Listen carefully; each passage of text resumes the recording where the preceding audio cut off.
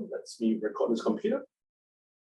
Welcome to this Xoogler community meetup talking about the future of gaming, featuring Deeps and Deon. So please take over here, Deeps and Deon. Okay, maybe I'll go first, just quick intro. Thanks everyone for making time. I know, you guys are really busy, so we really appreciate it. So my name is Deon. I've been a lifelong gamer, right? Been loving games my whole life, but started out in consulting. So I first worked, I said, oh, you know what, I'm going to do something that I think would be interesting. So I started consulting, and I specialize in what is known as marketing analytics. So I built a lot of predictive models to figure out if when someone would churn, leave, terminate their broadband or their mobile service, and what do you give them to keep them going, right? So a lot of data-driven stuff. Did that for quite a number of years, brought me around a few interesting countries in Asia, right? Doing for example, India, which had huge mobile data, right? Around 2012, I said, you know what, I want to leave consulting and do something a bit more fun. So that's where I joined Google, mainly on the marketing side as well, right? But it was quite fun. Did that for a few years until 2015. Then I took a year off because I said, I want to figure out what my passion is. So at the end of 2015, I said, oh, there's this new company that opened, a gaming company that opened an office in Singapore called Riot Games. So for those of you who are not familiar, Riot Games makes League of Legends. They make Valorant. If you have Netflix, you have seen this really highly rated animation called Arcade. So they made that as well.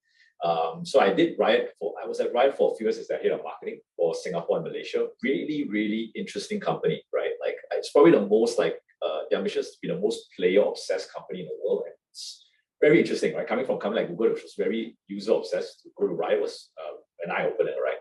Did that for a few years, and then I had a chance in 2018 to join Facebook, as it was known then, right, to lead their gaming marketing practice for APAC. So the plan was, how do you position Facebook as the go-to company for mobile gaming companies in APAC who want to launch their games globally? So a lot of the big countries I focused on was Korea, Japan, and China, right? And my job was to figure out how do we position Facebook in the right light, such that we are the go-to, right? Fast forward to 2021, right? I decided that, okay, done Facebook for 3 years now, kind of want to figure out what else would be interesting. So I spent the past 2 years in blockchain, NFT gaming specifically. So about, I think especially a year and a half ago, me and 3 co-founders who are based in Taiwan decided to start our own gaming studio, right? Because it'd be an interesting time, right? Who didn't think it was an interesting time then, right? Crypto was still doing well. Right? Everything seems interesting and the market is doing well, right? So we thought, okay, you know what? We think we can give our own spin on it, right? So we did it for I think 1.5 years. Then now recently I decided, hey, you know what? I'm going to take a more advisory role, right? Let my CEO run it, right? And I have free time. So Chris was like, hey, why don't you come and speak, right, about gaming and startups? I was like, okay, yeah, let's see what I can talk about, right? And what people find interesting. So yeah, that's my background. Yeah, thanks, Deon. Very rich background. I love it. So hello everyone, and thanks for the invite, Chris. It's super cool. I think the first kind of Xoogler meeting that I've been part of, but really cool how you've got so many people together around this as well. I think that's just awesome that you've built this amazing community of Xooglers, and I'm sure there's more Xooglers joining every day as well. So yeah, a bit of background. It's Meta tonight, right, as well. So yeah, a bit of background on me. So I have my own VC advisory company at the moment called Samadhi Ventures. I've been doing that for nearly about 2 years now, coming up to 2 years, gone really quickly. I focus on SaaS, Web3, and AI investments. I started off doing angel investments. So prior to having my own company, I worked at Meta, and that's how I met Deon. We joined probably a month apart, right, in 2018, which was super cool. I was in what we call a global programs role. And prior to that, I was one of the first employees at Dropbox here in the region. So it was really fun. I helped build out the ANZ, Japan, and Asia team, and really focus on growth across Asia Pacific and Japan. And prior to that, I was at Salesforce. Really when the cloud started to emerge. Everyone was moving from on-premise to cloud, and Salesforce was obviously a cloud-native company from the get-go. And then prior to that, I spent quite a bit of time at Microsoft. And that was a really cool experience as well. It's been a very grateful career in terms of all the people I've met. And I think tech's been an amazing place because you get to meet so many different people and very smart people as well. And so I think now coming into what I'm doing now, I can tap into a lot of my network that I've built over the years as well, which is super cool. And then I can give back through mentoring and coaching as well for a lot of people that are entering their careers, especially in tech and other industries. The other thing, I'm a massive gamer. So just like Deon, I kind of revolve my life around gaming. I try to. I'm playing a lot of Zelda right now. I'm playing Jedi on PS5. I still play Cyberpunk. I'm playing Harry Potter on PS5 as well. So lots of games to get through. I have this huge back catalog as well. I don't know if you guys have seen this graph of like, as you get older and I think, when you're younger, you don't have any money to spend on games, but you have all the time in the world, right? And so then now you have money, but you don't have any time.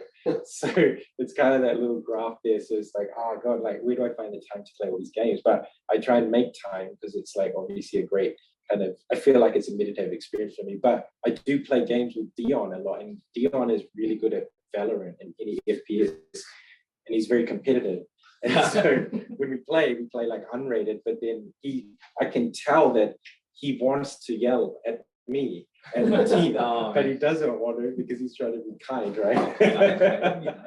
But he's very competitive, but he's a great Valorant. So if you guys play Valorant, let's play. Let me know. We should all play because we try and play a bit, right? You build me up so much now. I don't think I'm that great, but okay. That's my friends are more. We did play, and he had drunk a few drinks, and he's still really good while playing Valorant. I only get good when I drink. The other thing is, yes, actually, all four of us were all part of ARC as well. We're all ARC Stellars. This is my plug. ARC is a great community, so it's been super cool. So one thing that, if you're interested in Web3 or outside of Web3 as well, it's this really amazing collective and group as well. So actually glad that you're here. So look, we've got like quite a bit of stuff to go through. We've prepared like a few notes, but we've got a few little components, little sections we can talk about, but we're going to keep it open, right? We want people to like discuss some of these topics together as well. And obviously we'll kind of kick things off.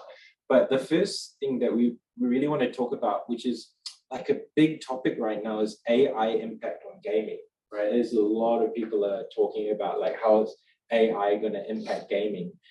So there's a couple of things as a precursor on the discussion. So I don't know if you know, but EA CEO Andrew Wilson believes that gaming will be one of the greatest beneficiaries of AI, even if it does cause a shakeup in the workforce.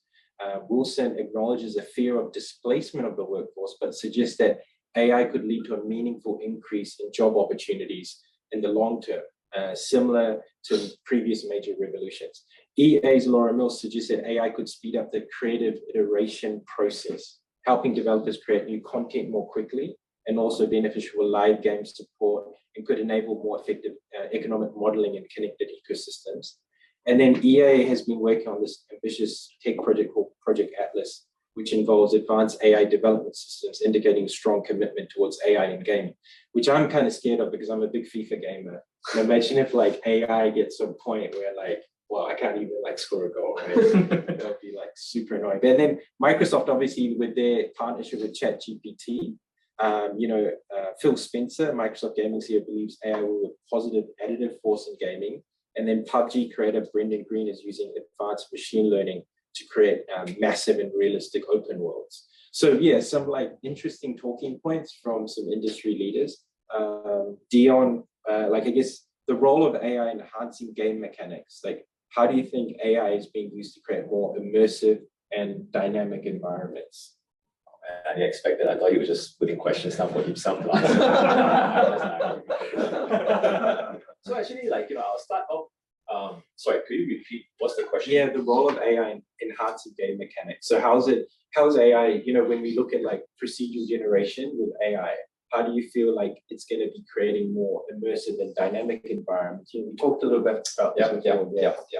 So I think that's interesting. We were talking about it earlier, and I think just to plug it in, right? So there's a CEO and co-founder of this gaming studio in Singapore called Mighty Bear Studios, right? So the CEO is called Simon Davis, right? So he gave this very interesting opinion, right? One was he said that long before your jobs will be taken away by AI, you most likely lose it to someone who's utilizing AI. I thought that made a lot of sense, right? And he was like, that's why he's kind of saying it's his team's like goal for this year is, I think it was marketing and art, is to try to get to 50% of the work that you do utilizes AI to help. And it makes a lot of sense, right?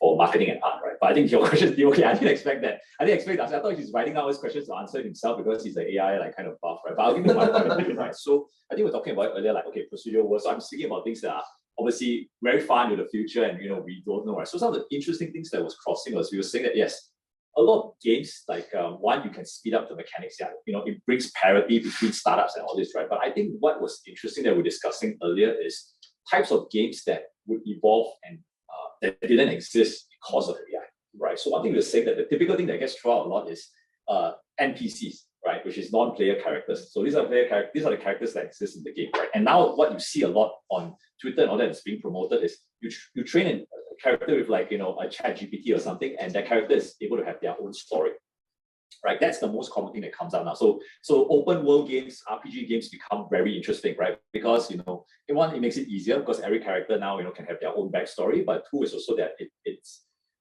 it speeds up the process, right? But we were talking literally just now, and we were discussing, and there was some very interesting things that came up because Hui Ling was talking about, if every NPC could come up with their own, like dialogue and keeps evolving, like would the core of the game change, right? Imagine I'm playing some game like The Witcher, right? And suddenly this character just evolves so much that, like it doesn't even fit, like, with what I imagine, right? So we're saying, maybe you need to put some areas around it, but think about it, right?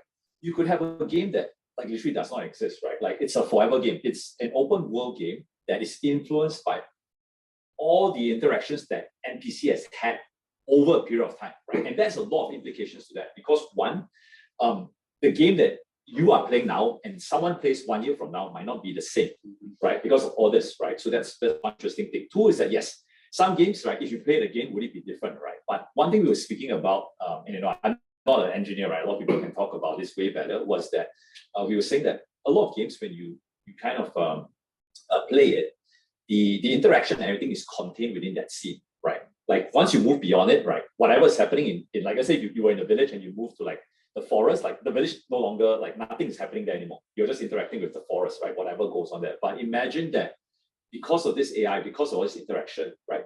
In the back, the code is still running, right? All these interactions are still taking place, meaning that there is a butterfly effect. There are a lot of things that would influence your decision later on because of all these more organic AI interactions, right? Naturally, there's all things about processing power and whatnot, but I think this would give birth to a lot of really different type of games that currently doesn't exist, right? So I don't know if that answers the question, but like this is just open world games, right? It's not even like to do with like PvP, like more like sort of game games, but yeah. I think I also like to think about, like, I think most of us as gamers will probably played some edition of Skyrim, right? Skyrim, even today, it's such a big game. It's got a huge like modding community as well.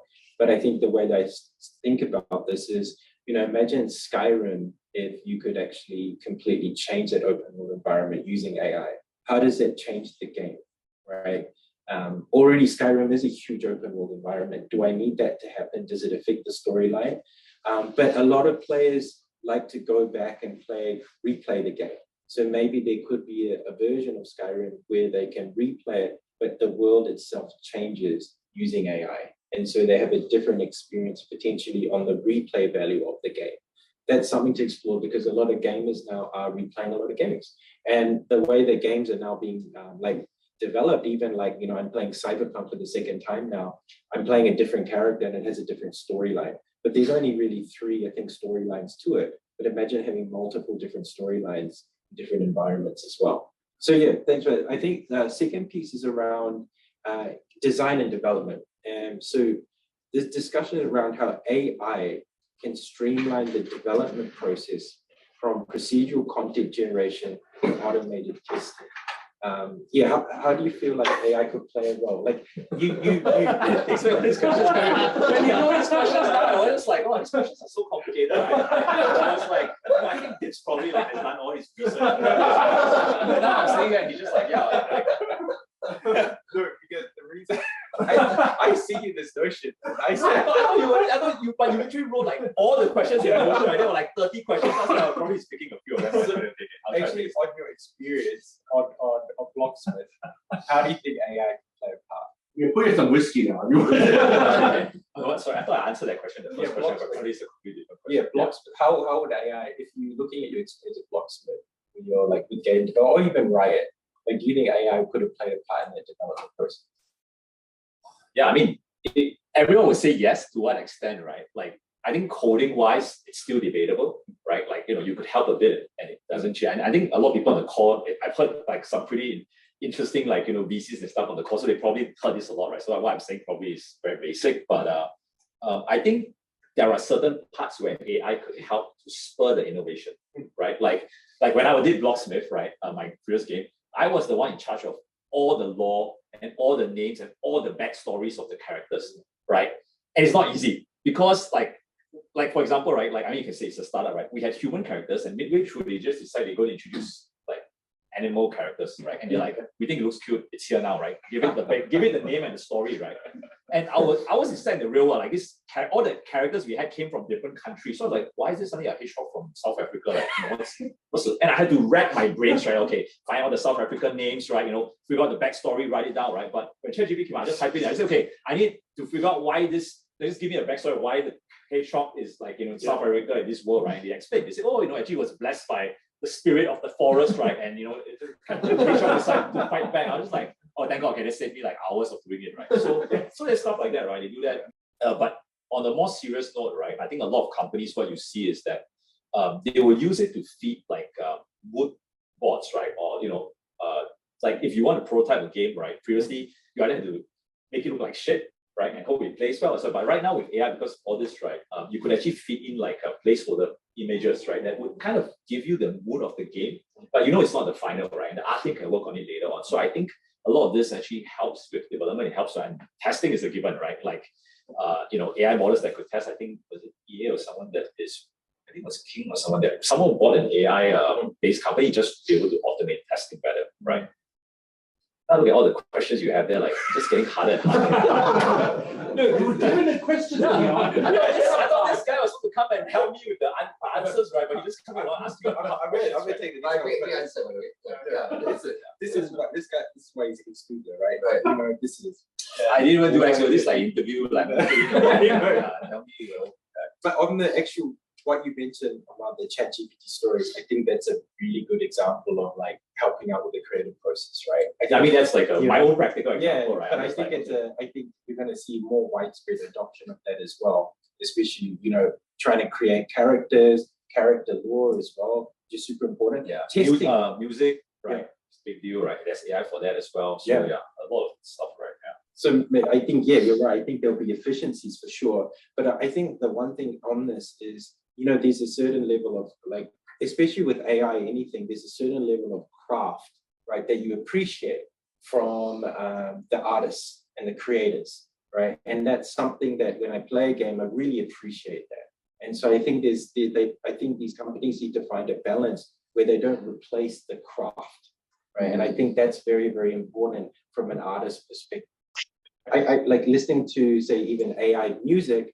I listen to it, I'm like, oh, okay, cool, it sounds cool. But, there's something about actually a real artist that's developing, who's created a nice piece of music. This is an AI artist. So I think there needs to be that balance around the actual production of the work. It's like AI and creator, maybe it's together versus. Yeah, because I think one thing we didn't really cover is UGC is going to be a really big thing, right? Especially I think a lot of the investors are probably on gaming will look at it, right? So usually it's like user-generated content, like that's the part where we're moving towards, right? Which is the idea that why does the developer have to be the one that puts out all the content, right? Why not put it in the hands of the players, right? So you have Roblox has been doing it for a long time, right?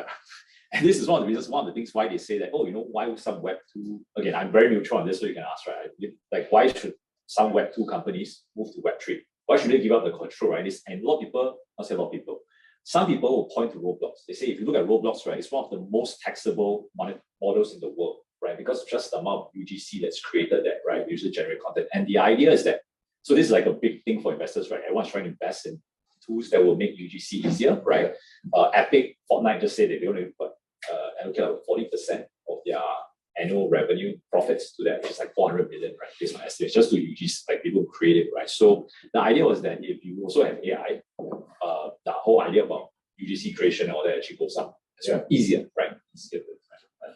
Yeah, the UGC stuff's interesting, especially you're right with Roblox. I saw on Twitter recently that someone had created this like Call of Duty clone. I was telling Charles this Call of Duty clone in Roblox, and it looked like Call of Duty. It was built in Roblox, and you could get it on the marketplace, but it was just amazing, the gameplay of it. It looked like Call of Duty, but it was in Roblox. But you're right, the UGC is going to be important. And then obviously the rise of AIGC, right, as part of that, which is going to be really interesting as well. And that brings up, I guess, another, and I don't know how this relates to gaming, but with the rise of AIGC, it's the rise of misinformation. And you saw recently with the Pentagon photo, how it affected the markets, the Trump photo, the Pope photo, and how misinformation is going to be spread. I don't know how it's going to affect gaming, the whole misinformation piece. I think that's why a lot of, I read that even though some of these companies, gaming companies are embracing like AI, but because of this whole, not really the word, it's not apprehension around like, okay, they don't really know what's going to happen. Like some people are asking like, oh, we shouldn't like push AI so much, right? We should kind of take a step back. So I think some of them, they're guarding. They say, okay, we're going to use some of these tools, but we're not going to be reliant on it. So reliant that if they decide like, to kind of take drastic action, we can't function, right? So, I think it's time for you to like kind of give your point of view on it. So I'm going to take this next one. Please feel free to chime in. So potential of AI to create personalized gaming experiences. So possibility of AI adapting game difficulty and story progression in response to individual player skills and choices. So this, we were just talking about this before. I don't know if we've got many Souls players in the room here on the call who play like Elden Ring or Dark Souls or those types of games which are very taxing if you're a gamer and you just can't beat a boss and get. There's a whole series of videos on YouTube which is called Demon Souls like Rage Quit or Elden Ring Rage Quit. Highly encourage you to watch these videos because these are streamers who absolutely lose it. They're so close to beating a boss and they die and then they break the keyboard or they break their mouse or it's the funniest Rage Quit videos ever. So warning, if you watch these videos, you're going to go down a rabbit hole and it's very hard to get out of it as well. I don't know why it's so addictive to watch people rage quit, but it is. But on this note, the whole thing around Elden Ring is it's such a difficult game that you can there's other players that have played it and they do these walkthroughs and they're watching how, they talk about how to beat the boss, right? And the bosses are so tough, but they've got these certain movements that they follow, right? And then you can actually learn the movements and then attack the boss. I'm thinking from an AI perspective, imagine taking that to the next level and that one boss is going to be completely different for all players. So essentially that boss, there's no way to go to a walkthrough video or go to a website to learn about how to defeat that boss. And I think that is going to actually create a new challenge for gamers of another creed, right? Where they're looking for this next level of sickness when it comes to gaming, and they just want that type of challenge, which would be quite interesting. I don't know whether there'll be a demand for that, but I could potentially see that happening as well. And you get the fun questions. So I think I have some interesting thoughts on this, right? Yeah. So there's a few things that cross my mind. Number one is that I'll present two very different ones, right? One is that, for example, I don't play so much Pokemon, but everyone knows Pokemon Go, right? It's famous, right? Tamagotchi's being a comeback. There's this thing about wanting to nurture something, right? And I feel that AI would actually be an amazing addition to a Pokemon game.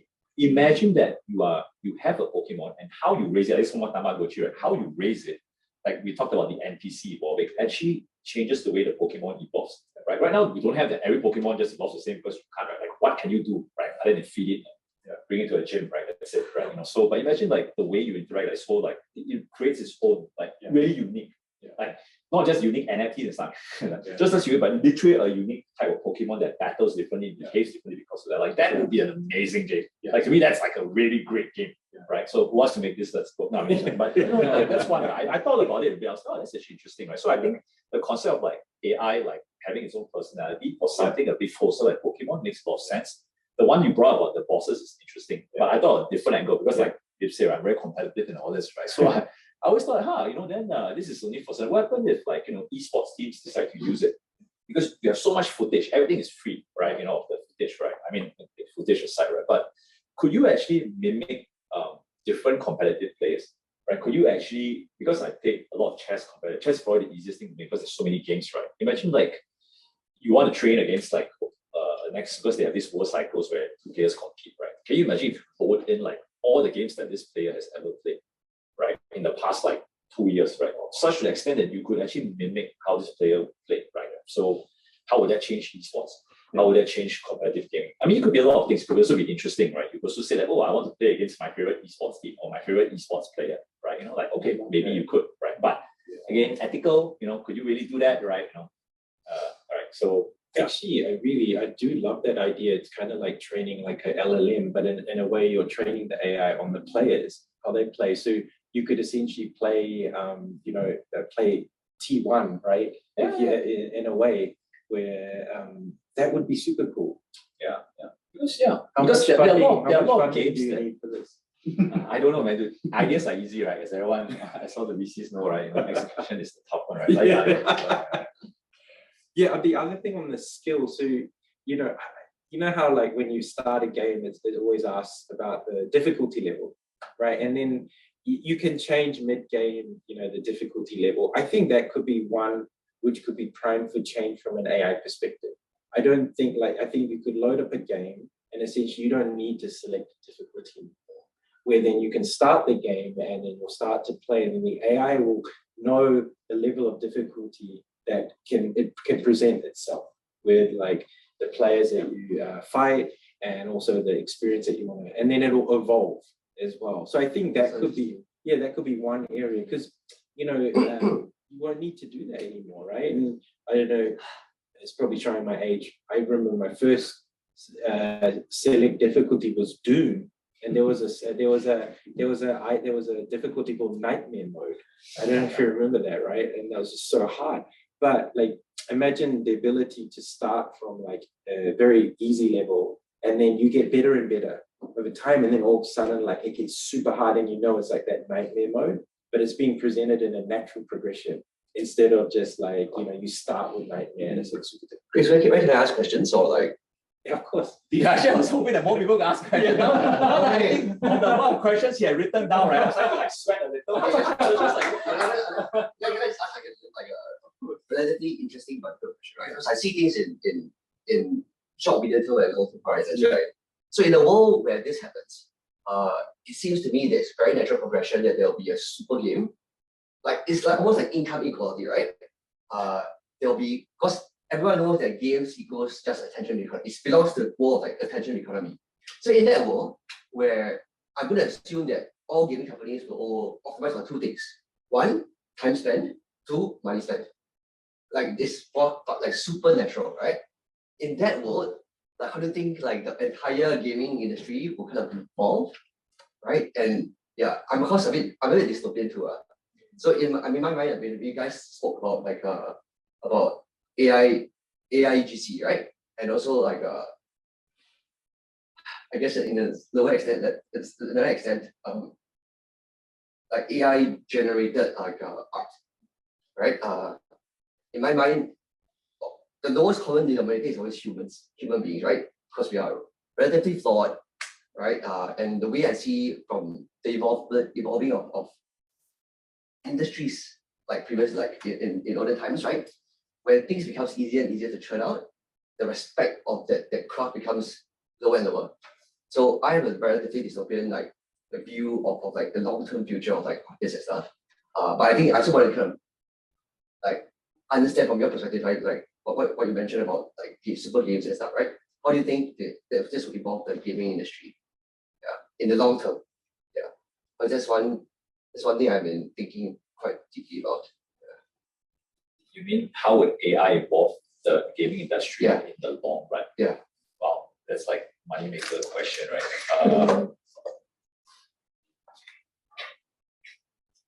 Okay, I really didn't. I'll just say what I think is on my mind. Sure. Number one is I think you see a lot more developers coming in actually. So I don't know if I think you use the word super games, which I think that's an interesting term. I mean, very sexy term, right? I think you see just a lot more games coming in. Again, diverse, but it's the same thing with mobile, right? When mobile exploded, like a lot of people created games, but the marketing part of this became a challenge, right? So the other thing that crossed my mind was that, they said, it's so much easier to create games now, right? All this, it creates parity, but the challenge is this. The bar for games is also going to increase, right? It's going to go even higher, right? So good for consumers, I would say, right? Not sure how good it is for game companies, but I think the bar is just going to keep getting higher and higher, right? So that's probably one aspect of it, right? Number two is that this is not the so sexy part, right? I think it's more. I think what you're going to see some interesting, what we call like consolidation of AI tools, right? Right now, all AI is very fragmented, right? It's just everyone's saying. But I think what you're going to see is like there's a Unity, so Unity is like an engine that allows. I think you're going to see like a Unity version of AI coming in, right? I know that's not really a super games, but I think that's one interesting because the ecosystem can only survive if everyone grows along with it, right? So I think the AI ecosystem also would evolve, right? And you see like a Unity version of AI potentially coming into play as well, right? Okay, I think those two are the pretty smart things I say. So I'll stop there. I think one other one. I think my view on this is potentially with these super games where I think it'll be very hyper personalized. Right. So I think AI will create games which you will absolutely love, right? They're not going to be just like these games that launch, but there'll be games specifically for you as an individual, and it will create like characters that you want to interact with. It'll create gameplay mechanics that you love.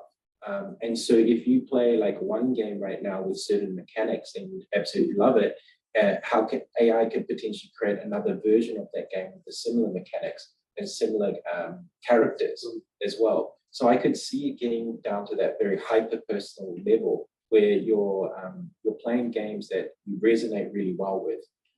Maybe what it is like you've got certain games that you rate like 9 or 10 out of 10. It's going to take a lot of those elements and create games for you out of those elements. Thank you. Can I offer? Can I ask a question as well? Yeah. Maybe like a thought, then pose a question to you. Yeah. So, I actually like the idea of evolving sort of pieces. I think you sort of briefly talked a little bit about NFTs as well, and I think what could be potentially interesting is, as you go from the easy level to, I don't know, the nightmare mode, maybe the NFT in itself evolves, and maybe at nightmare mode, you can have Arc Stellar or something. I don't know. No, but I think, the idea of ownership, the idea of monetization and financialization of some of the assets within the games itself is quite sort of interesting question to me, in my mind, because in my mind, I think the world's moving towards co-ownership as opposed to building the whole game yourself and then trying to monetize it as a sort of producer. Now, so the question is, in sort of like an AI generated type world and content, like how do you see the IP and ownership? Do you think there will be potential legal tussle? Like, I've spent 10 years, 1 year of my life feeding my personality to this AI NPC. Like, I should get some ownership of that. I don't know. Like, do you see any sort of, data protection, ownership type questions that arise from this? Sorry, just to answer the question, you're saying that because that so AI has taken on your personality, and though you have possibly because you've trained it yourself. Like, do you see, as games become more immersive and going towards a model more co-ownership, like how do you see the dynamics and ownership of data change in the game itself? It's a very meta kind of. No, I'm just joking. I have your thoughts, because I got one thing I could say on this is I don't know if you saw that there's this influencer that trained the LLM, right, on all the conversations, and now she's charging money. Yeah, $1 per minute. Yeah, right. And she's making a lot of money doing this.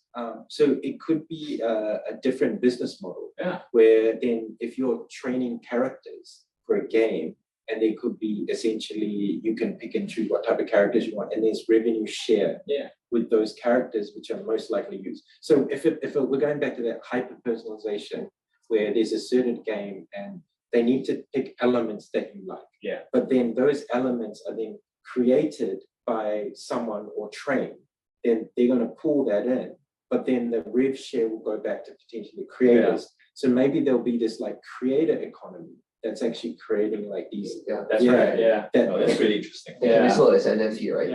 Yeah. So I think that's kind of where the sort of intersection and monetization piece comes in between data, sort of sharing and Yeah, but even that, to be honest, doesn't need to be an NFT, right? You can just treat like a Unity store that just has creator trained AI. That's interesting. I like the creator trained AI actually. That could be very that actually would be a very interesting one, right? Because someone has to train it, right? Okay, like I want this game, I need a barkeep table, like some guy who looks after the bar. Okay, there's these models that train this guy's like highly rated, very interesting backstory, right? Just why not, right? So we have a question from the audience. Munjal, you want to ask your question? Yeah, sure. Thanks, Chris. Guys, really enjoy. I mean, even though I've dialed remote, but the conversation is pretty amazing, right? So thanks a lot for that. My question is on similar lines, right? The AI GC and the user generated content, which we were talking about it before, and I do feel that it's definitely going to blow up. I mean, the way folks are catching up with ChatGPT and Bard and all the other experiments that are going on, this will hit, and it's already hitting the gaming space. So I mean, few of the things I got the answer in the previous debate that was going on, but I just want to pick your brains on are you guys seeing the VC activity pick up in that space where instead of just putting money on gaming companies or gamers who are creating games, they are now focusing on startups who are building AI GC or UGC, which is specific using AI enabled. Are you seeing that, or have you started seeing, or when do you think it's going to happen pretty fast? If we take it, thanks so much for the question. Really nice to meet you as well, Munjal. But if you take like a step back at the moment around, like, say, gaming investment, right? Outside of like indie developers or large scale publishers, where has a lot of the capital gone in the last like 2-3 years? It's been into Web3 gaming, right? And then now, hard to comment about the outcome of that investment or those investments in Web3 gaming, because we haven't really seen any type of fruition out of a lot of those projects, right? And I think that's really important. So there's probably a little bit of exhaustion when it comes to like investment in gaming because of that Web3 side of things at the moment, where there was so much capital that flowed into Web3 gaming. If you look at the data, it was a ridiculous amount. Apparently, like, they compared it to like the amount of money that just the general gaming industry had as it was like emerging, and it was a crazy amount of money. But we haven't seen much outcomes come out of it yet, right? I'm not saying it won't, but it's still, jury's still out on that, and we'll talk a little bit about that after. But I am starting to see companies like A16Z, they've got obviously large gaming funds. They're starting to talk about AIGC definitely, and they're starting to think about like who's building in these spaces. Those are the large funds, right? They've got a lot of money to deploy. So yes, the conversation's starting. I just haven't seen the capital being deployed yet.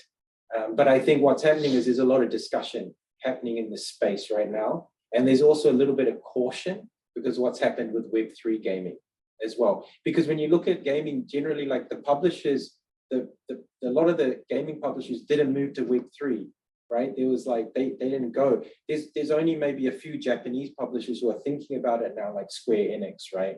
They still haven't really launched much. There's a few companies that have done a few things, but it hasn't gone mainstream.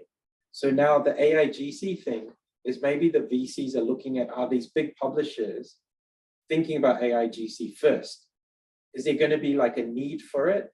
And then starting to fund companies that potentially could be like M&A targets for these larger companies. That's kind of my thoughts about it. I got a question. Yeah. When you put so much money into gaming or Web3, right? What was the vision they were trying to achieve? I mean, aside from being able to port your identity, what were they trying to achieve? It's the Deon Sorry. actually worked on the game. Like when they invested so much money into Web 3.0 and gaming, right? What was like the vision that people were trying to achieve? Okay, so I think there was a lot of euphoria then, and it's normal, right? I the shirt hot out of it, right? I think the idea was that I'm not a VC, so I think probably VC people can see it better, but they're always trying to find opportunity. They always worry about, sometimes worry about it's the one you miss, right? Like that you couldn't get, right? That big one. So I think the idea that why there was so much, I would say, positivity going into it was because crypto was on an uptrend, right? Everything was rising, right? In general, crypto markets were going up, and then you had this XC infinity, right? And there were quite a lot of crazy numbers thrown around that, right? I don't know how, but I think there was one point they say, XC is making more money than Candy Crush. Candy Crush has been around for like 10 over years. It's still like the top, I think, 5 highest grossing mobile games even now, right? If I'm not mistaken, right? So the whole idea was that this game that came out on the way makes more money than Candy Crush, right? It's building a new economy. It's like 2 million DAU or something, which is crazy. 2 million is like a crazy number, right? For a game like that. So I think there was this concept that it's up and running, right? It's new, right? And I think on top of that, you look at it, I also can speak, right? A lot of Web2 folks look at it and like, oh, you know what? It's so much money in Web3. And I come from a gaming background. I should go in and then it makes a lot of sense. Then the VCs, if I was a VC, I would say, yeah, it makes sense, right? The Web3 people managed to get this and they don't even have gaming background. Now you have the pure gaming folks who are coming in. This is the right time, right? This is where we should definitely throw a crazy amount of money on it, right? And it's not really the wrong thinking, but so this is a whole different topic, right? I haven't done this for 1.5 years. I got this question also, like, why don't just small Web2 people come in and do it? Why don't just small Web2 companies come and build Web3 games? And it's so much more complicated now, having done it for 1.5 years. It took me like first-hand experience to realize why, right? So, yeah. Okay.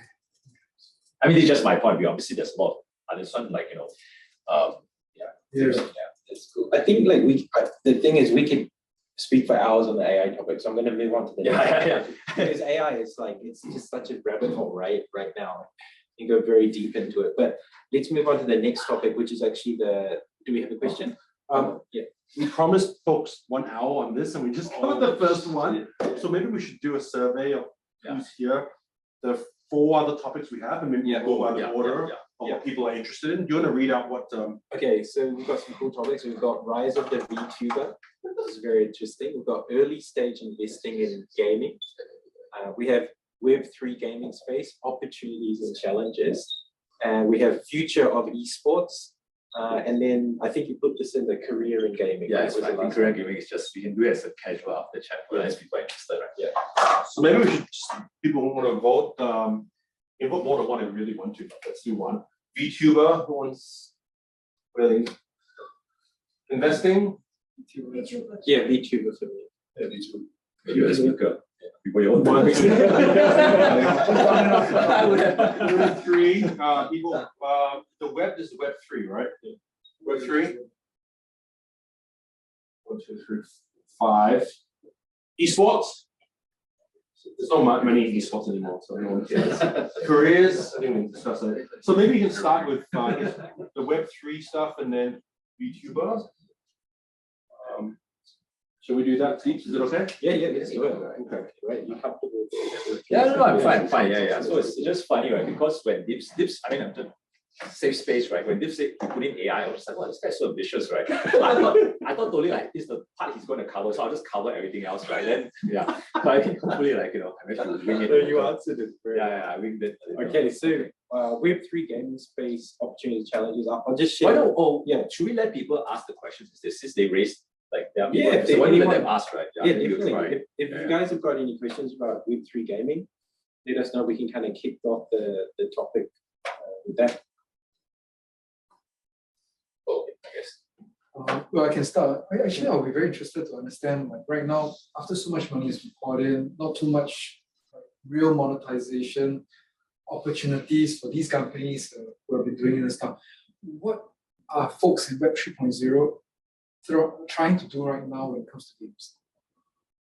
What are they trying to do when it comes to games? I think that's a very good question, but it's very hard to answer because there's so many different approaches, right? No one really has a fixed like there's some that we call it the degens, right? They just want to go in and they want to create a gamify. There's nothing wrong with that, right? So to them, it's like if you can create a perfect ecosystem of money that can flow, all good, right? Then that just works out. But there are also people that's more like, okay, I want to create a fun game, right? But also build it on, blockchain and utilize tokens and all that. So it depends, right? Like it's not a one size fits all. I think that's both interesting but also very confusing because the best practice is established. Maybe I can share, right, from the lovely members of the Artichoke community that I've learned. I'm not an expert, right? But at least that's what I'm hearing, right? Maybe you can repeat what ARC is so people can know again. Yeah, so ARC is just like a community of like people with like different skill sets across Web2 and Web3, who, and what we're trying to do is we're trying to reimagine what a private membership club is like online.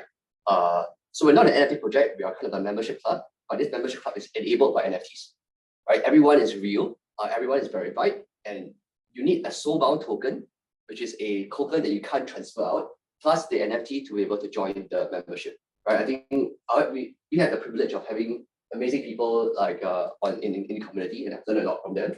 So I can share a bit more about like at least my understanding of being involved in the Web3 space, right? For like as a Web3 gaming, I think the euphoria for Web3 gaming is not gone, in the sense that investors are still investing money into Web3 gaming because the meta or the narrative of Web3 gaming is that you are able to, number one, monetize all the characters that you could have built, right?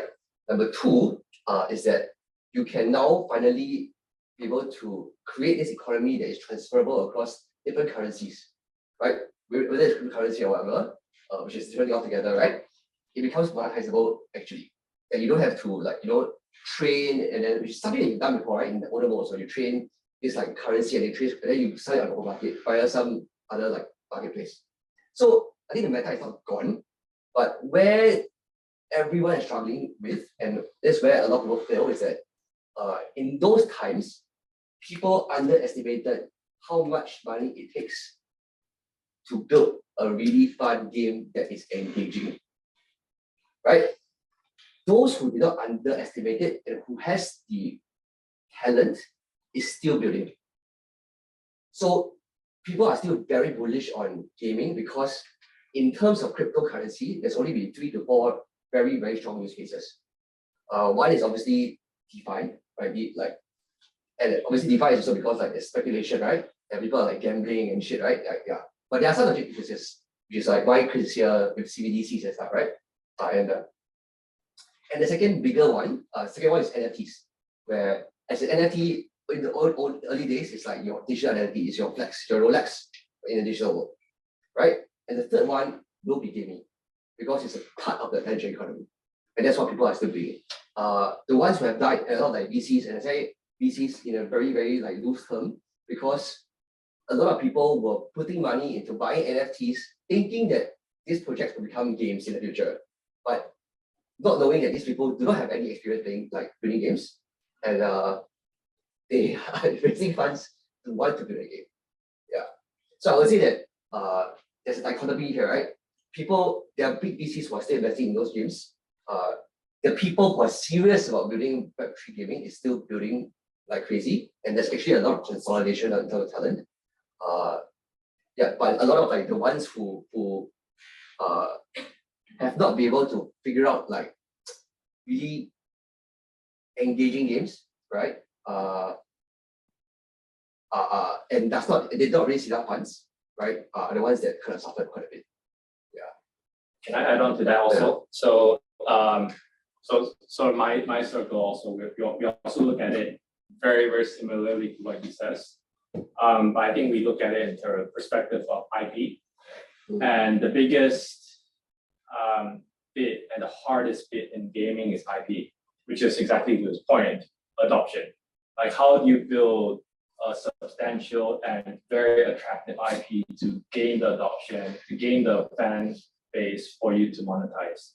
And I think, coming back to the referral point that he's brought up as well, and his DAU point, I think the folks that I know that are looking at this space, why they still think it's incredibly attractive is because for every single additional user in Web3, you can monetize it significantly more than a Web2 game.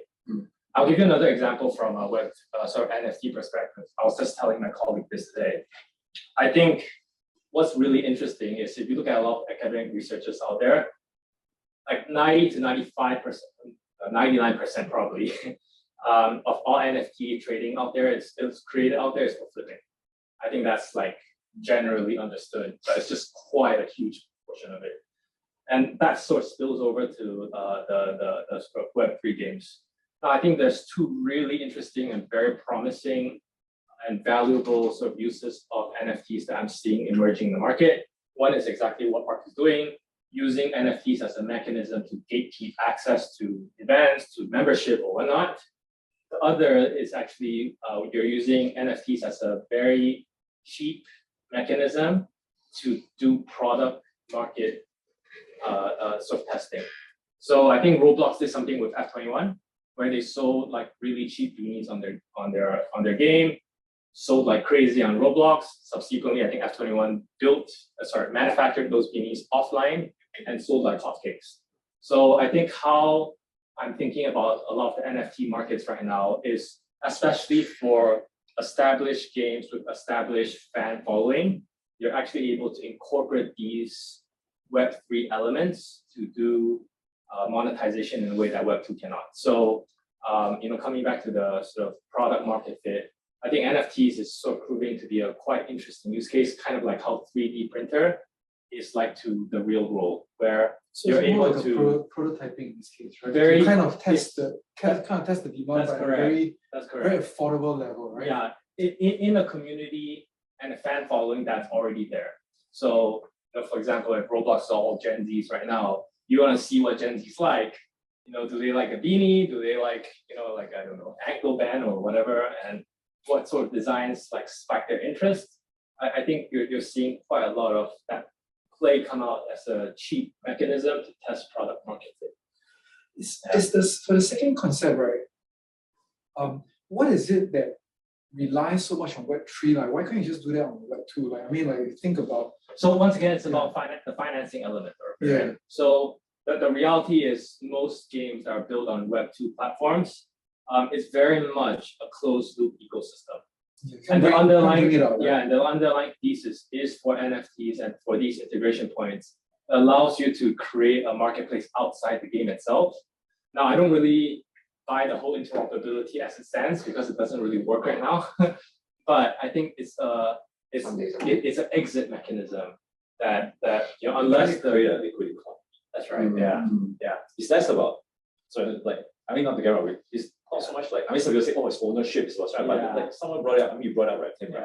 If the developer closes down, you can hold that slot all you want, slot you want to do anything, right? But the idea is that it's about creating that liquid economy, That's right. But that also comes with its own challenges, right? Because this is just a simple thing because a lot of people wonder, right? Well, then why don't you just make like you were saying, right? It's about creating that fun games, right? Now, why don't you just create a fun game? Why not just get the best game developers in the world and go create a fun game, right? Because the challenge is, it's not just about creating the fun game, right? A lot of this Web3 games about creating liquid economy, and it's a pro and a con, right? It comes with a token. So I use this perspective, right? Because recently I watched the show Air, right? Michael Jordan. Imagine I tell you that, hey, you need to create a shoe that competes with Nike. It's really very hard. Creating a game is really very hard, a fun game, right? On top of that, I say that, but if Nike stocks goes down, your shoe is worthless, which in reality it doesn't. What does the shoe worth has to do with Nike's stock, right? It's out. In fact, it's out of. If markets are not doing well, it's out of Nike's control, right? That's not how people think when it comes to your game. Your stocks are not doing. Your token is not doing well. Your game is not doing well, right? And the other problem is this: just because you own a Nike shoe doesn't mean you are the one that buys Nike stocks. So it's the same thing with game tokens, right? There's a lot of these investors that play around with, like they are trading the game tokens, they're trying to flip and make money, right? But they are not the ones that are playing the game. Right, so this is a big dilemma.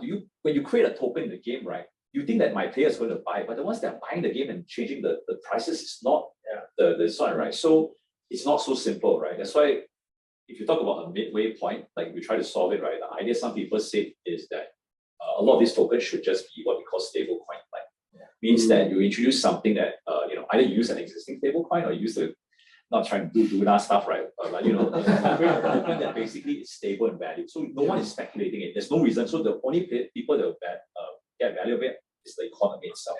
But this is a simple reason why it's so hard to create a fun game. You can create the most fun game in the world, but your game will also still have that issue because you need to create this economy, right? The economy is not simple. That's really very hard, right? Create a fun game, create an economy that works, right? It's like, that's susceptible to external factors, right? Yeah.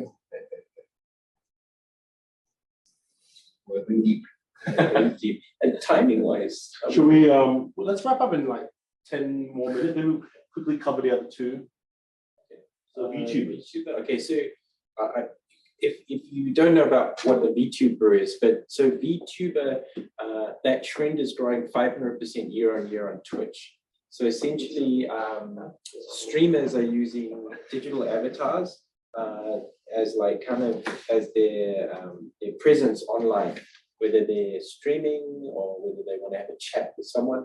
They'll use like anime or a digital character to represent themselves, and that's a big growing trend. And then what we're seeing with like the younger generation is it's becoming an extension of themselves. So they're seeing themselves more in this like digital avatar versus their kind of physical self. So that's a big kind of thing happening from a younger generation perspective as well. So it's quite interesting in terms of like seeing like how this is rising and how it's going to kind of impact like this generation that's growing up as well. But is an example is HoloLive's English VTuber called Xoogler Googler has amassed over 4 million YouTube subscribers in just 2 years, highlighting the immense popularity and potential of VTubers. Another HoloLive talent, Maury Kalopi, earned $854,000 in 2021 just from super chats, making her the 7th most super chatted YouTuber in the world. Right? Super chat. Yeah, super chat. This is just basically like chat on steroids, right?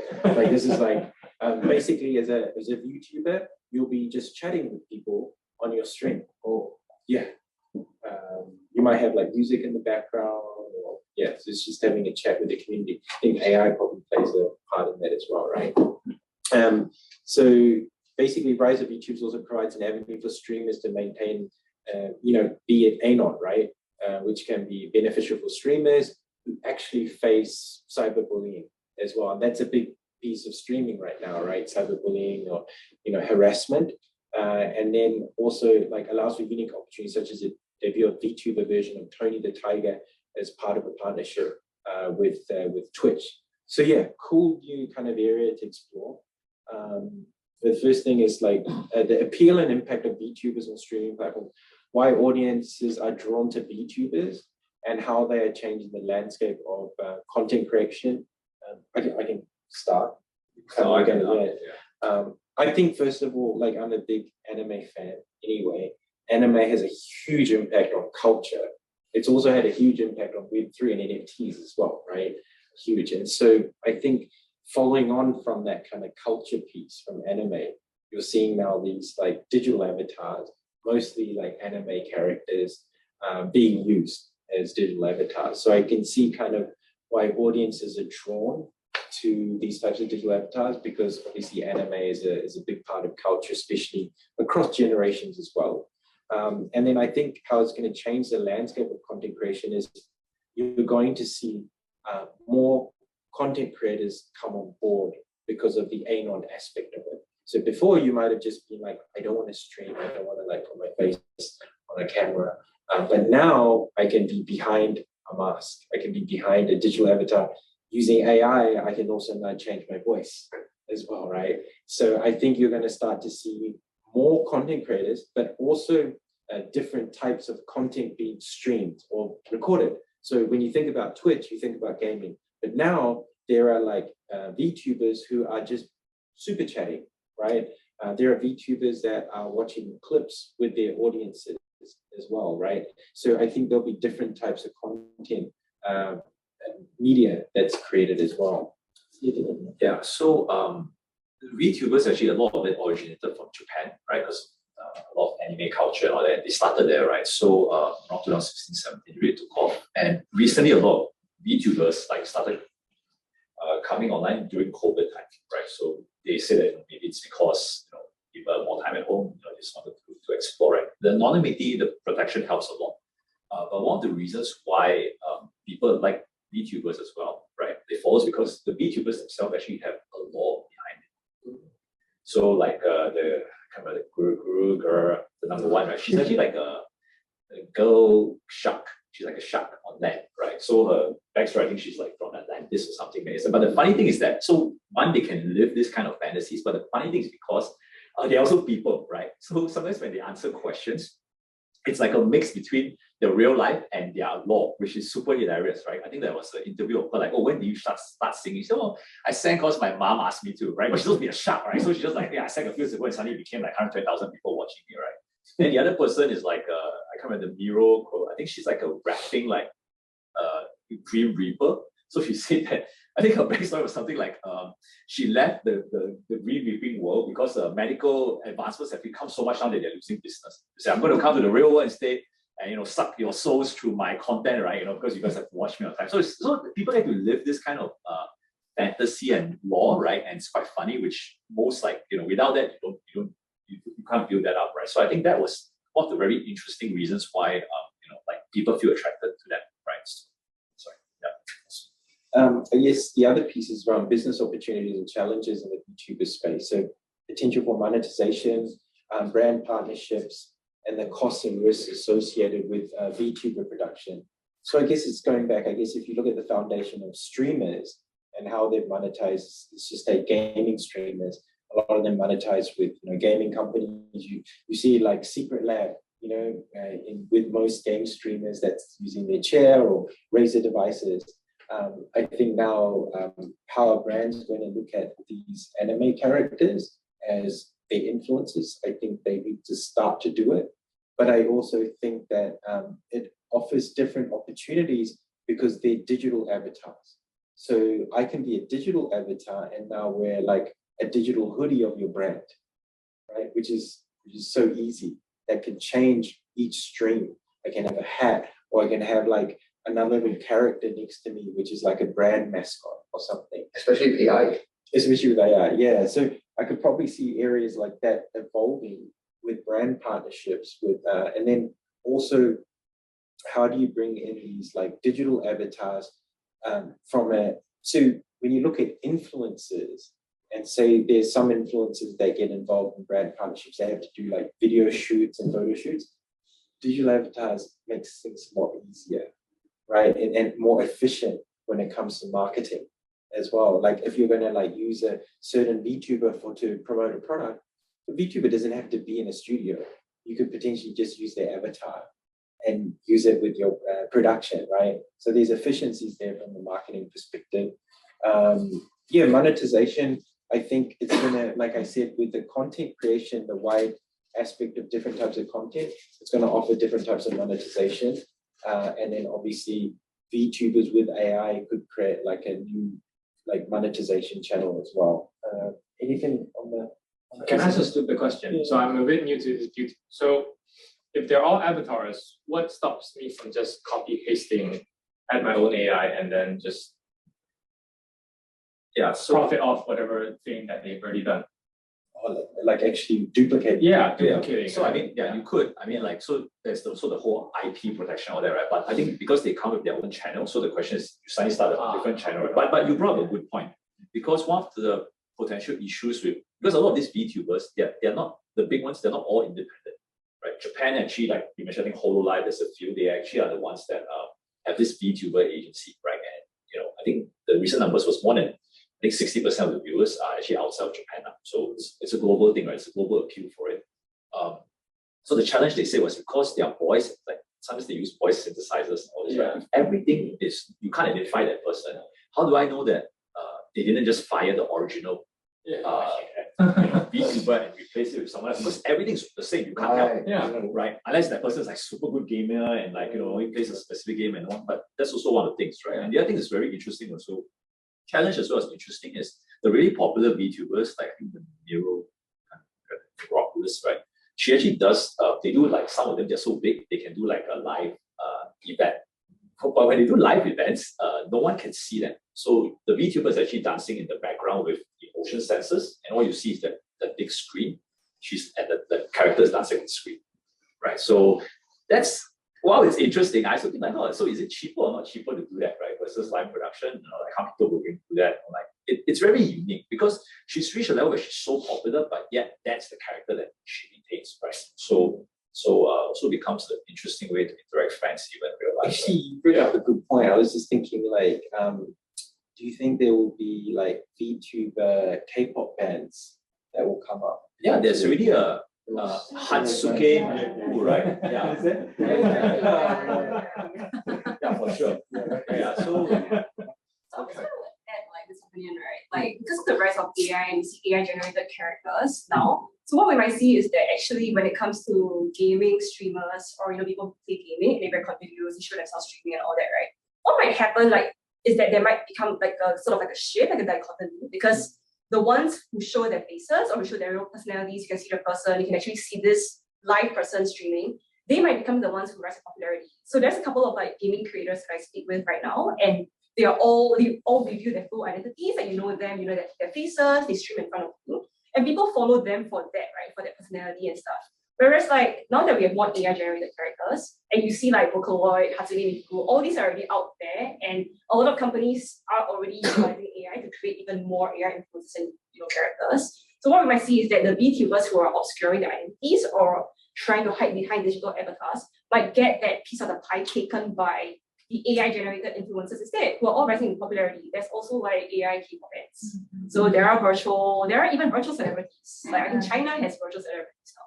So what you might see is that the focus, like where people want to spend their money, might be on either the super popular, AI influencers like Hatsune Miku, Vocaloid types, or it might be on the very authentic, real life creators that you can actually see, in person. You can see their videos, you can see them in person. Yeah, it doesn't have to pop out of nowhere because like coming from Riot, right? Riot, like I think some of you know, like they tend around like 2014 or 15, they started creating this virtual like K-pop band called KDA, right? So and the albums they released the time I remember, it's quite popular and all that, right? Recently they released a new album which is even more popular, started streaming on Spotify Singapore, which I'm shocked, right? So you think about it, if one day Riot decides, probably take some time, they say, okay, you know what, we're gonna turn KDA into an actual like Hatsune Miku, right? Like literally years, like they have their own personality and stuff. There's already a following for that. There's already like an IP that people can recognize. It's not out of the blue, right? Like millions of League of Legends players know who KDA is, right? So yeah. So I just want to do an action item. So Chris is going to write down all these names. I want to follow all these virtual models. There's someone who is. I have five flies, no take. Can I just maybe ask a stupid question? So you say that these are all IP. Where are the IP? Oh no, I mean IP as in they're recognized, right? It's IP, yeah. Like so like if I can I like which means that the biggest boom industry in the next like few years, right, will be the legal industry. Yeah, no. Yeah. So that's my question, right? So let's say I can't read any of the names that you just said. But let's say one of the famous things that you guys are talking about. If I copy and paste the pictures today, slap on an AI, scrape all their content, do my own thing, will I get sued? We don't know. For now. no, you can. I mean, like simple, right? Like is it copyrighted and IP somewhere such that they can say that, look, this is my content. Make it Even if you have copyright, it's kind of very country specific. Yeah, Right? So you can. I don't think. I mean, you still got to go through the whole process of going through each country's copywriting or IP recognition process, right? So there's always an area. Sorry. I guess a vulnerability here that somebody can copy it. But it's almost like in the past, right, when people copy Mickey Mouse, but it's very hard to recreate the ingenuity of the content. So that is the thing that they will struggle with to copy. The people will try to copy. Yeah, and they have a following, right? So that's the reason, right? It's like, like you said, Mickey Mouse, right? Suddenly you want to create a Mickey Mouse AI, you could, but you probably can't call it Mickey Mouse, right? And probably can't look too similar to Mickey Mouse for that people. Okay, it's not. No, but you see, the thing is, Mickey Mouse is very clear. Oh yeah, no, so IP owned by Disney Yeah. in the US, and they'll sue you to that if you try to use that. I'm just trying to understand, like, where does the IP sit? No, in so this like the case? ones we name, they're already very big. Like KDA by Riot is huge, right? Like so like Can't really. So unless you're saying that you're preying on a really small, like, but then you wouldn't know, right? It's like, so, Even yeah. small ones, you can register the Yeah. content ID, Yeah. IP, right? Content ID, and then like platforms like YouTube, Twitch, they make it very seamless for you to earn certain copyrights, even if it's 1 second of the music or a particular face. Okay. And then if you start your own channel, you copy and paste the face. And that's a problem. And then no, it's not a problem. Actually, it benefits the original creator because then the content ID recognizes that it's actually your IP. Ads get served on that particular content. The original creator money comes. Okay, So they got make it. money off your following. You bring up a good point, actually. If you take the NFT model around derivatives, Yeah. this is where it can play very interesting. So if you have these very successful VTubers and say they open source their content, like the Grim Reaper open sources their like content and go, community, I want you to create derivatives of me and go out there, but there's like a rev share model with your streams.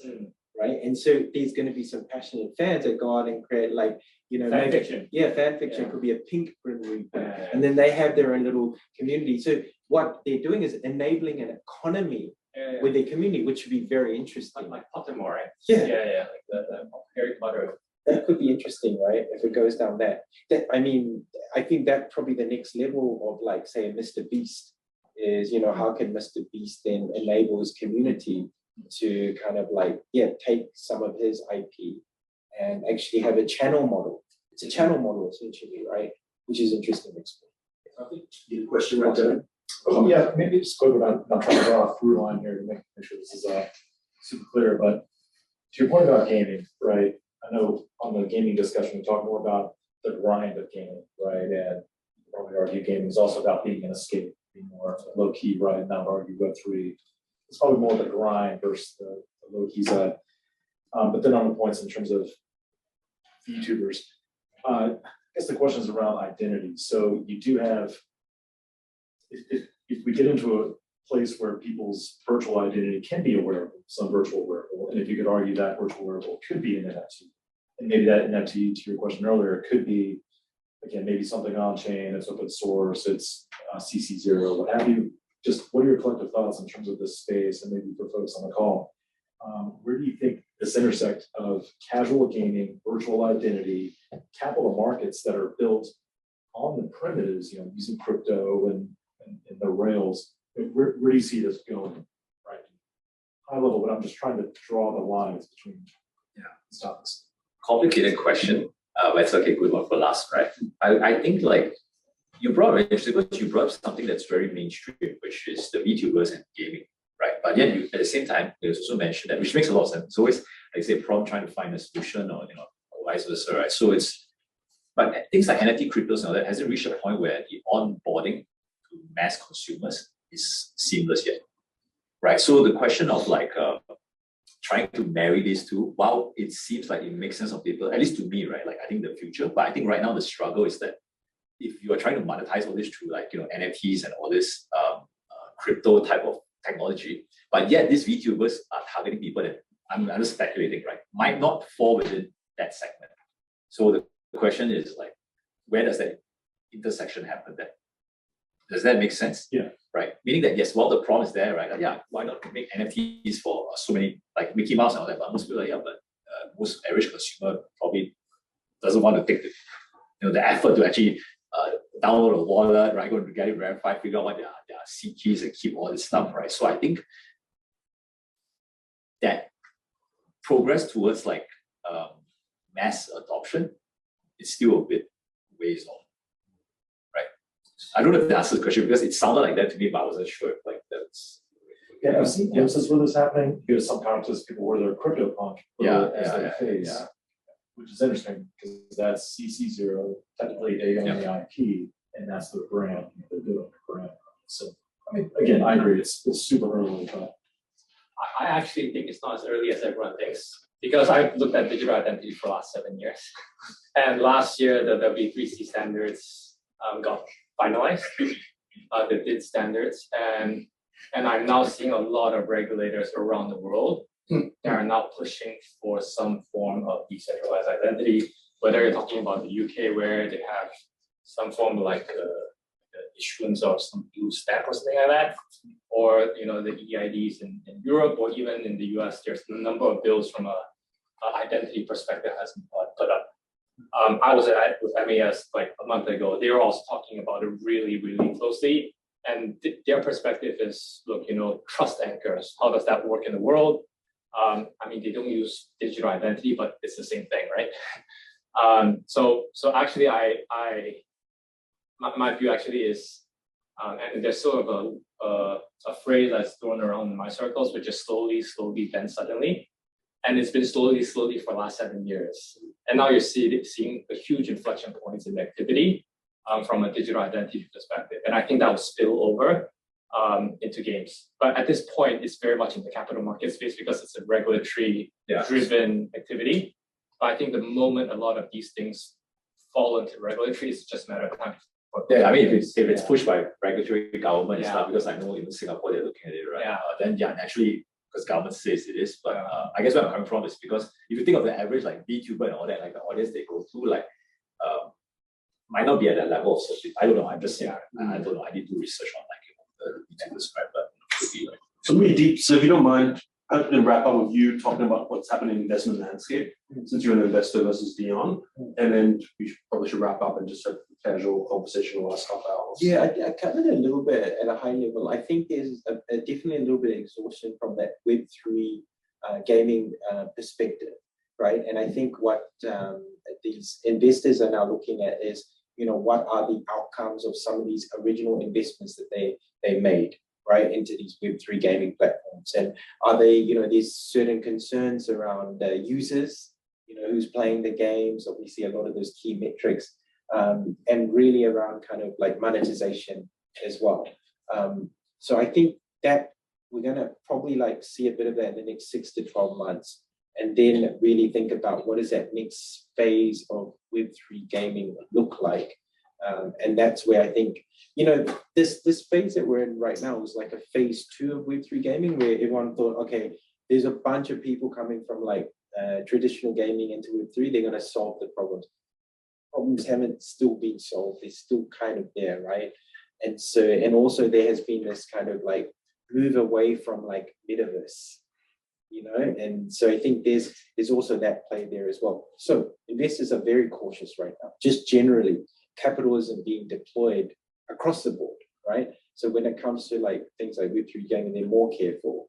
But I think they're watching what is happening, especially with like what is the next phase 3 potential of Web3 gaming look like, and also what is like AIGC look like as well. So I think those are kind of the big pieces. But saying that, gaming's still making a lot of money. Like a lot of the big games, like whether it's Fortnite or all these multiplayer games are still making a lot of money, whether it's the gaming or even like esports. So we see, the challenges with esports as well.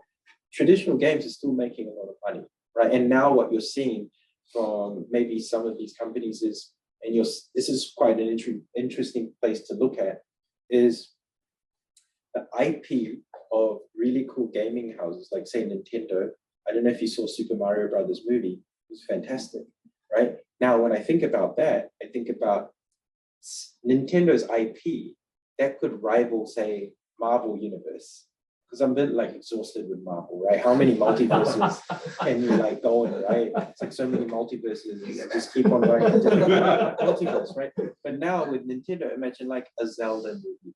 Imagine a Metroid movie. So, and now you're seeing Last of Us being really popular on HBO. Now you're seeing all these like gaming IPs being like brought over, potentially like all these like media houses. That's an area I think investors are looking at now, is how do they look at the media side of the gaming IP? So I think that's an interesting place to kind of start kind of digging in as well. Great. I guess maybe the last question for both of you, and then we'll wrap up. How should people reach out to you, both of you? What are you guys interested in? Collaborate, to engage you with different projects? I think first of all, let's do some gaming. We'll do some multiplayer online. We'll send you our like Steam ID. No, add us on LinkedIn. Yeah, LinkedIn makes the most sense. And then we can chat on Telegram as well. But yeah, let's do some gaming as well. Yeah, I mean, for me, anything that is to do with gaming, I like, right? So you can always chat. If you like what you hear today. I have my AI bit, right? Yeah, I have a Discord server together, I mean, we can jump on that and we jump on the Valorant Yeah. channel. So, Definitely. Okay, fine. Cool. Well, thanks everyone for joining live, but also the recording, 90 minutes. I know we went over time, but it's a very, very interesting live. I thought it was amazing. I learned so much today. Thank you so much, guys. Thanks for joining from Thanks, London Charles. and everyone from Vietnam, India, across the world. And I know a lot of people will be watching this recording later. And thank you, both of our guest speakers, Deon and Dee, for preparing this session and educating all of us. And please check out the next Xoogler newsletter for one of our other 300 events we have per year. And hope to see you guys soon. Thank you. It is.